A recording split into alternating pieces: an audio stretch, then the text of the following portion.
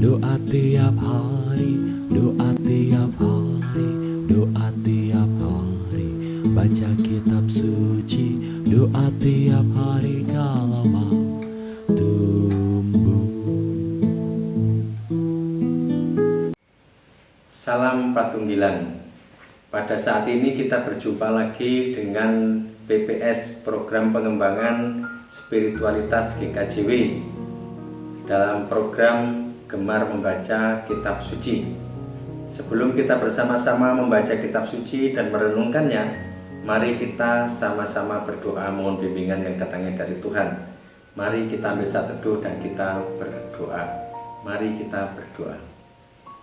Tuhan Allah Bapa kami yang kami kenal di dalam nama Tuhan kami Yesus Kristus, Sang Sumber berkat bagi kehidupan ini, perkenankan kami belajar untuk mampu mendengarkan sapaan firman-Mu melalui bacaan kami pada saat ini, dan kiranya melalui berkat hikmat serta kebijaksanaan-Mu saja kami dimampukan untuk memahaminya.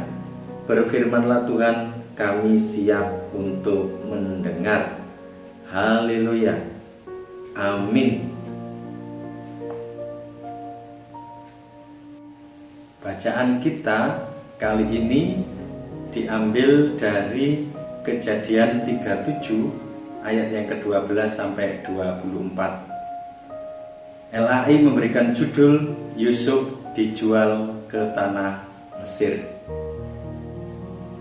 Pada suatu kali pergilah saudara-saudaranya mengembalakan kambing domba ayahnya dekat Sikem.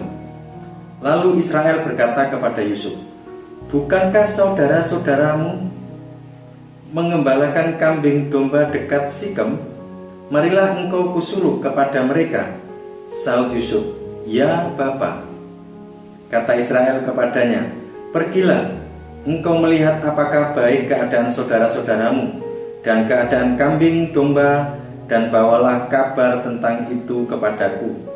Lalu Yakub menyuruh dia dari lembah Hebron, dan Yusuf pun sampailah ke Sikem. Ketika Yusuf berjalan ke sana kemari di padang, bertemulah ia dengan seorang laki-laki yang bertanya kepadanya, "Apakah yang kau cari?" Sahutnya, "Aku mencari saudara-saudaraku. Tolonglah katakan kepadaku, di mana mereka mengembalakan kambing domba."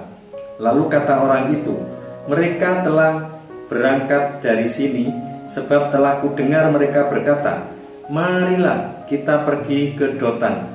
Maka Yusuf menyusul saudara-saudaranya itu, dan didapatinya mereka di Dotan. Dari jauh ia telah kelihatan kepada mereka, tetapi sebelum ia dekat kepada mereka, mereka telah bermufakat mencari daya upaya untuk membunuhnya. Kata mereka seorang kepada yang lain, "Lihat, tukang mimpi kita itu datang. Sekarang marilah kita bunuh dia, dan kita lemparkan ke dalam salah satu sumur ini. Lalu kita katakan, seekor binatang buas telah menerkamnya, dan kita akan lihat nanti bagaimana jadinya mimpinya itu." Ketika Ruben mendengar hal ini, ia ingin melepaskan Yusuf dari tangan mereka. Sebab itu katanya, "Janganlah kita bunuh dia." Lalu kata Ruben kepada mereka, "Janganlah tumpahkan darah, lemparkanlah dia ke dalam sumur yang ada di padang gurun ini, tetapi janganlah apa-apakan dia." Maksudnya adalah hendak melepaskan Yusuf dari tangan mereka dan membawanya kembali kepada ayahnya. Baru saja Yusuf sampai kepada saudara-saudaranya, mereka pun menanggalkan jubah Yusuf, jubah maha indah yang dipakainya itu, dan mereka membawa dia dan melemparkan dia ke dalam sumur. Sumur itu kosong, tidak berair. Disebut berbahagia bagi kita semua yang mau membaca firman Tuhan, mau mendengar, menyimpan firman itu dalam hati dan pikirannya, dan merenungkan siang dan malam, terlebih indah lagi bisa melakukan dalam kehidupan sehari-hari. Amin. Bapak Ibu yang dikasihi Tuhan dan yang selalu mengasihi Tuhan, tema kita pada saat ini adalah Hukum sebab akibat dalam perjalanan hidup. 350 tahun sebelum Masehi, Aristoteles pernah memperkenalkan hukum kausalitas, di mana prinsip sebab akibat dibangun dari sebuah peristiwa yang disebut sebab, dan peristiwa yang kedua itu disebut akibat atau dampak. Dalam arti kata lain, peristiwa yang kedua merupakan akibat dari peristiwa yang pertama. Nah, dalam bacaan kita yang kita sudah baca bersama-sama dari Kejadian 37 ayat 12 sampai 24, kita diperkenalkan dengan seorang yang bernama Yusuf, tokoh kita yang kita kenal di dalam bacaan kita, di mana Yusuf terkenal sebagai seorang pemimpi. Ternyata hidup dan perjalanannya itu tidak seindah mimpi-mimpinya. Seperti bacaan kita di awal-awal sebelum-sebelumnya, bahwasanya berkas-berkas dari kakak-kakaknya, yaitu berkas gandum, itu menyembah kepada berkas gandum milik Yusuf. Dan yang kedua, matahari, bulan, dan 11 bintang itu juga menyembah kepada Yusuf. Dan inilah yang membuat kakak-kakaknya menjadi benci. Kejujuran yang dilakukan dan diceritakan oleh Yusuf dalam mimpi-mimpinya itu membuat kakak-kakaknya menjadi iri dan benci. Apalagi ditambah Yusuf adalah anak kesayangan dari Yakub, yang kita kenal dengan nama lain adalah Israel. Namun demikian, Bapak Ibu yang dikasihi oleh Tuhan, ketika Yusuf tahu bahwasanya kakak-kakaknya sangatlah membencinya, tetapi ketika ada sebuah perintah yang diperintahkan oleh orang tuanya untuk menyusul kakak-kakaknya yang disebutkan dalam bacaan kita ke Sikem. Ketika ke Sikem, sampai di sana Yusuf juga tidak berjumpa dengan kakak-kakaknya. Maka diberitahukanlah oleh seseorang, ternyata kakak-kakaknya sudah berangkat ke Dotan. Bapak Ibu yang dikasihi oleh Tuhan, ketika kakak-kakaknya melihat Yusuf mau sampai ke tempat itu, mereka sudah merencanakan sebuah rencana yang jahat, yaitu ingin menghabisi dan membunuh Yusuf. Tetapi puji Tuhan, ada Ruben, kakak pertamanya yang dari ibu Lea, yang menolong Yusuf dari rencana jahat kakak-kakaknya yang ingin membunuhnya.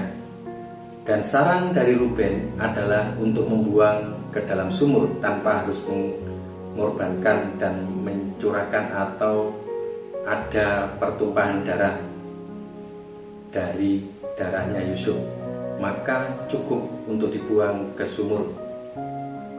Itulah sekilas perenungan bacaan kita. Apa yang bisa kita petik dari peristiwa ini? Bapak Ibu yang dikasihi oleh Tuhan, ternyata Yusuf dalam perjalanan hidupnya dalam tahap yang saat ini kita renungkan adalah awal dari perjalanan Yusuf yang akan datang. Segala apa yang dilakukan, mulai awal menceritakan dengan berani tentang mimpi-mimpinya, yang membuat kakak-kakaknya menjadi benci. Dengan jujur dia menceritakan itu, karena memang kenyataannya dia memang bermimpi. Yang kedua, dia setia dan taat dengan tulus. Walaupun dia menjadi anak kesayangan dari Yakub, tetapi dia juga tidak menjadi sombong, dan dia tetap berani menjalankan perintah ayahnya untuk datang menemui kakak-kakaknya. Mungkin perjalanan Yusuf tidaklah beda jauh dengan perjalanan hidup kita. Dalam arti kata lain, ketika kesetiaan dan ketulusan yang dibalut dengan kejujuran dan ada keberanian di dalamnya untuk mengatakannya dengan tulus, yang sesuai dengan kehendak Tuhan, itu kita berlakukan dalam perjalanan hidup kita, pastilah kita akan menuai hasilnya dengan baik, sesuai dengan kehendak Tuhan Allah kita. Dan semua itu indah pada waktunya. Bapak Ibu yang dikasihi oleh Tuhan, ada pesan penutup buat kita semua. Sebab akibat hidup di dalam Tuhan itu pastilah indah pada waktunya. Kita tinggal menjalankan hidup ini dengan sesuai rancangan Tuhan dan sesuai dengan tugas panggilan kita dengan baik dan setia kepada panggilan kita.